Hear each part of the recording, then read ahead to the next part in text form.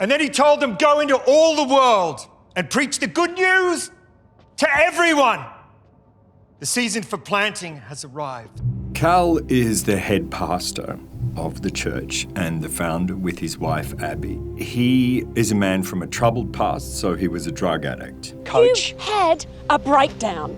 You were digging in the backyard in your pyjamas in the middle of the night. I am fine. Abby Quin is the matriarch. She's someone who has an incredibly strong faith. Some would say rigid in her faith, but underneath there's a lot of contradictions. She is grace under fire. She is the safe harbour in a storm. She is someone that can deal with any crisis. I have a party to organise.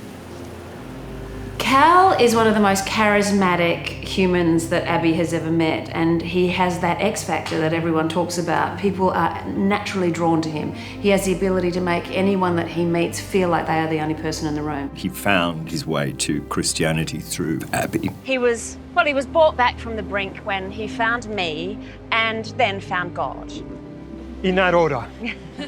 He has become a true believer. There's no doubt at all that his belief is real.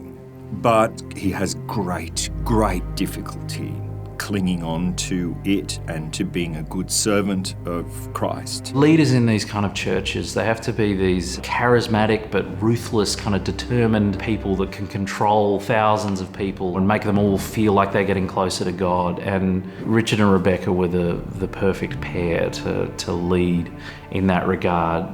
You know, Richard has such an amazing presence. There's so much gravitas and weight he brings to everything. Doubt is the devil, because God was always with me. God had never left my side. He was holding my boy's hand the whole time. And you know how I know it? Because he answered me. We knew going in with Abby, she's a manipulator, but what Rebecca was able to bring to Abby was an amazing level of warmth while still delivering this character as someone who is, you know, working behind the scenes and slowly putting the pieces in place. But you really believe that Abby is doing all this out of love. He's all over the place, Eli. He's not sleeping. He's buying ice baths. He's where we need him, Abby. Front and centre. Even though she's trying her best to do the right thing for her family and her church, she compromises and then ends up becoming complicit in some things that I think she never thought she'd be capable of. As the church grows and its reach and ambition grows, it becomes a very unsteady platform to try and hang on to those very things that you started with. So we watch him in a moment of kind of spiritual crisis, essentially starting to crack under the pressure. I thought I'd lost him. But then he came back.